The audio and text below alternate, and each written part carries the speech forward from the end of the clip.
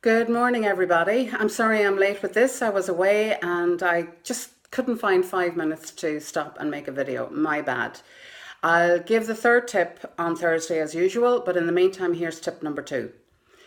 We all use crutch words, whether it's and or words like so, whatever, things like that.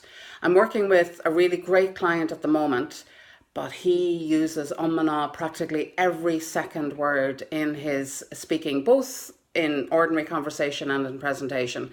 So we're working on that at the moment, and I thought I'd share some of the things that we're doing with you. The first thing to do if you use a lot of crutch words is to figure out why it is you use them.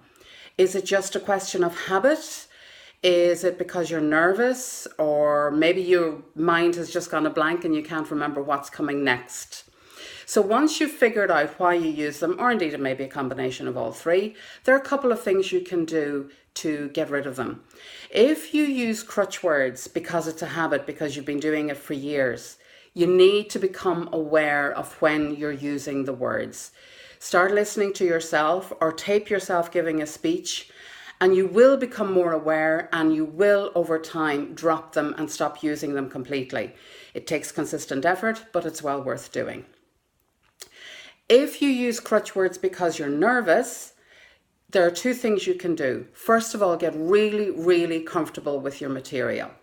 I'm not suggesting that you learn it off by heart. I wouldn't be a fan of that. But there's nothing wrong with using notes if that's what you need to do. You just need to be careful about how you use them. And I'll talk about that in a later video. The second thing to do is to use some kind of relaxation techniques. If you have any that you use already that are good for you, use those. If not, simple things like 10 deep breaths before you go on stage. 4 counts in, 6 counts out. Nice and slowly, just relaxed. Visualization is also good. Just see yourself rocking that speech or go for a walk around the block. Whatever relaxes you, that's what to do. If you use crutch words because your mind has temporarily gone a blank and you're trying to figure out what to say next, pause. Just exchange your crutch words for a pause.